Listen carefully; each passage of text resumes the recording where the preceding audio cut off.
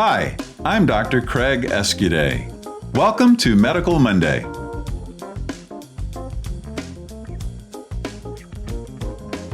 In order to identify a change, you must first know what the baseline is. And this is exceptionally important in people with intellectual and developmental disabilities because the baseline of each person is so very different.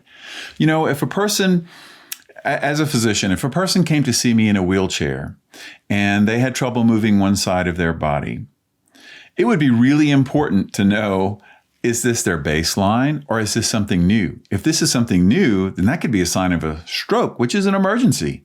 But if this is something that they've had for years, then there's less to be alarmed with initially.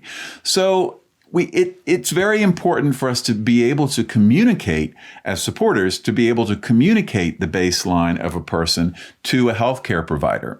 So we can talk about, how does this person usually eat? How does this person usually drink? How does this person show pain? How does this person usually move around?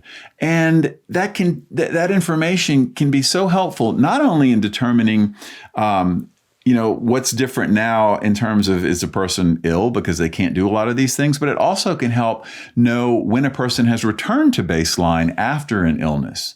For instance, I had a person who had terrible, terrible seizures, and he had multiple types of medication tried, implantable devices, and just we were not able to ever fully control his seizures. And he had a different medical issue. He developed pneumonia and had to go to the hospital. And I spoke with the clinician because I knew that he had been improving in the hospital, and I was wondering about when he might be ready for transfer. And they said, oh, well, we were waiting until he stopped having seizures before we sent him out because he's having a lot of seizures. And I said, his baseline is that he has a couple of seizures every single day. So, the likelihood of him being seizure-free before you let him out is not going to happen. So let's go. I think he's at his baseline. Let's go ahead and bring him back home at this point. So, without having that information, we're not always sure what's different. So know the baseline of people that you support. When you take someone to an emergency room for a visit or a doctor's office for a visit, be able to communicate those common baseline things and then describe what's different. And that's going to be so helpful to a clinician to be able to evaluate changes and to know what to look for and what to do.